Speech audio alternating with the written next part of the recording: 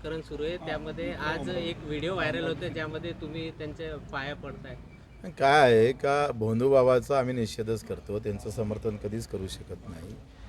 आणि कार्यकर्त्यांना आम्हाला मंदिरात नेलं, महादेवाचं मंदिर होतं, महादेवाच्या मंदिरात ते भोंदू बाबा तिथं होते. त्यांनी माझा सत्कार केला, फेटा बांधला आणि काय म्हणतात त्याला, आता एक कोणताही वरिष्ठ माणूस आमच्या वयापेक्षा जास्त आहे तर ते आपली संस्कृती आहे, आपण पाया पडतोय, ते झुकून आपण असं फक्त त्याला एक काय म्हणते मान सन्मान म्हणून. तर ते 4 वर्षाच्या अगोदरची गोष्ट आहे. मी आता ते पाहतो, 2 वर्षे नाही 4 वर्ष अगोदरची गोष्ट आहे.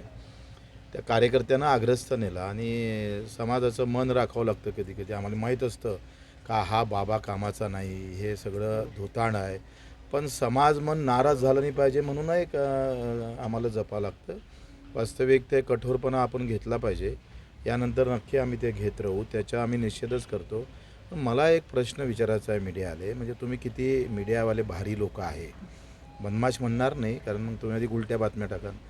तर तुम्ही फडणवीस साहेब तिथं गेले, त्यांना विचारलं का तुम्ही? अमित शहा तिथे जाऊन आले, त्यांना विचारलं का तुम्ही? ते तुमच्यात ते मर्दांगी येत नाही, त्यांना फोन लावून विचारायला पाहिजे. शिंदे साहेब तिथं गेले, ते विखे पाटील तिथं गेले, ते कोणत्या शिड्या बाहेर काढायच्या हे बी जे पीनंच ठरवलं. मीडिया तेवढ्याच बरोबर बाहेर काढतं. व्यवस्थित बी जे पी व्यवस्थित कार्यक्रम राबवतं आहे आणि मीडिया तिथं जाऊन बरोबर ते तेवढ्याच. आता 300 कॅसेट व्हिडिओ आहे त्याच्यावर. मग ते फक्त बी जे पीच्या संबंधित येत नाही. तुम्ही सांगा, जयंतराव पाटीलही गेले तिथे, तिथे विखे पाटील पण आहे बसलेले, त्याला विचारलं का तुम्ही? बच्चू कडू आहे, गरीब माणूस, त्याला कसं बदनाम करता येईल हा अजेंडा तिकूनच आलेला आहे बी जे पीच्या पार्टी कार्यालयातून. त्याच्यानं फक्त मी गेलो काय, सत्कार झाला काय, तर व्यवस्थित बदनाम करण्याचा प्रयत्न होत आहे. वास्तविक अशा भोंदूबाबूच्या, मी तर माझं लग्न 2 ऑक्टोबर गांधी जयंती लावलं जेव्हा 12 मास होते. सगळे पंडित म्हणे या दिवशी लग्न करणं म्हणजे उचित नाही आहे. आम्ही या प्रवृत्तीतले माणसं आहे. मग किती डाव दाखणार भोंदूबाबाला तुम्ही?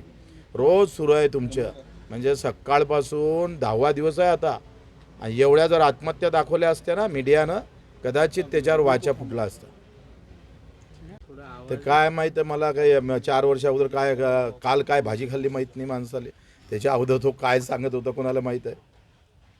भाऊ, खराच्या तिथे जेवढी लोक गेले त्या सगळ्यांची मंत्र्यांचे राजीनामे घेतले पाहिजे अशी मागणी होत आहे. संतांचा महाराष्ट्र कुठेतरी बुवाबाजीच्या मागे जात आहे. अरे राजा, तो बुवाबाजी आता माहीत पडला ढोंगी आहे म्हणून, अगोदर थोडा माहीत होता. आसाराम बापूच्या भेटीला मोदीजी पण गेले ना. ते तर तो एक तर बी जे पीचे 4 मोठे नेते नाचताना आहे आसाराम बापूसोबत. आता ते पंतप्रधान आहे, त्याचा राजीनामा पहिले नाही घ्यायला लागन, ते झाकून ठेवायचं आणि हा राजीनामा घ्यायचा आहे. हा त्याच्यात प्रत्यक्ष सहभागी असेल, कोणासोबत कोणाचा फोटो निघतं, कोणी जातं दर्शनाला, म्हणून त्याला तुम्ही आरोपीच्या पिंजऱ्यात टाकत, चुकीचं आहे ना ते.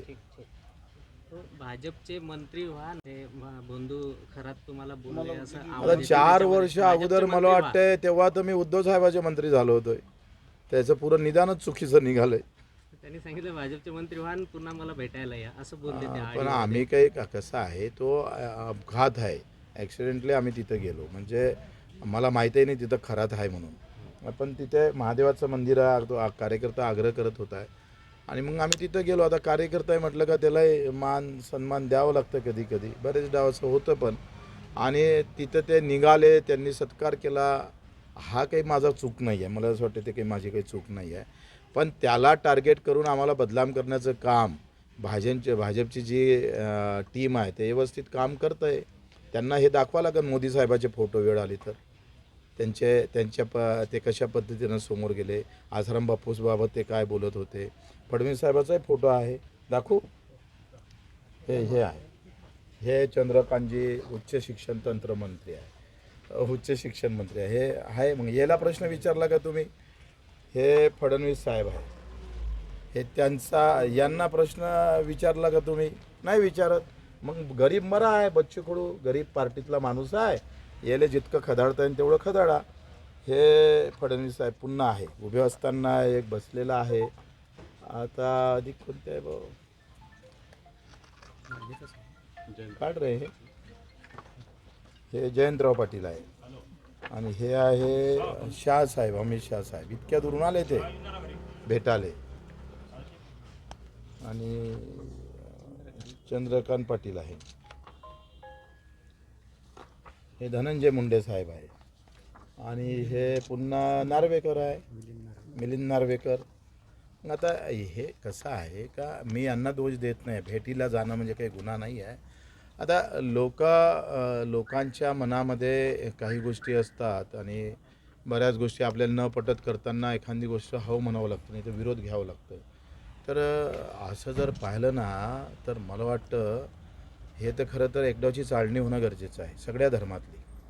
काही हे असल्या प्रकारचे नाटकं हे सगळे उद्ध्वस्त करून टाकले पाहिजे.